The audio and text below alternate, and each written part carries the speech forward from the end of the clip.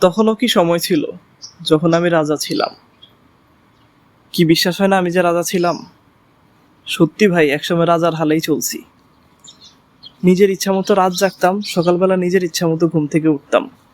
ঘুম থেকে উঠার পর দেখতাম টেবিলের উপর নাস্তা রেডি। নাস্তা খাইতাম আর টিভি দেখতাম। টিভি দেখতে দেখতে বোরিং হয়ে গেছি, মোবাইল চাপতাম। মোবাইলে পাবজি খেলতাম। পাবজি খেলতে খেলতে বোরিং হয়ে গেছি, বন্ধুদের সাথে ঘুরতে বেরোইতাম। ক্রিকেট, ফুটবল, ক্যারাম, নানান রকম গেম খেলতাম। কি জিন্দেগি ছিল। এরপর সন্ধ্যায় আইসা বাসায় দেখতাম নানান রকম নাস্তা রেডি। পেঁয়াজু, আলুর চপ, মুড়ি মাখানো, নুডলস, অনেক কিছু। কার যেন নজর লেগে গেছে ভাই। এখন আসছি প্রবাসে। সকালবেলা ঘুম থেকে উঠাই ভাই কষ্ট হয়ে গেছে, যুদ্ধ করে ঘুম থেকে উঠতে হয়। এরপর ডিউটিতে যাইতে হয়। ওইখানে আবার ফোরম্যানের নানান রকম কমপ্লেন, নানান রকম চিল্লাচিল্লি।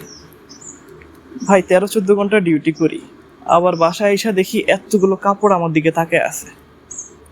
এরপর রান্না করো, গোসল গা ধুয়ে খাও, আবার ঘুমাও। ঘুম থেকে ওইটা ডিউটি, ডিউটি থেকে আইসা ঘুম। এই তো ভাই, চলতেছে রোবোটিক জিন্দেগি।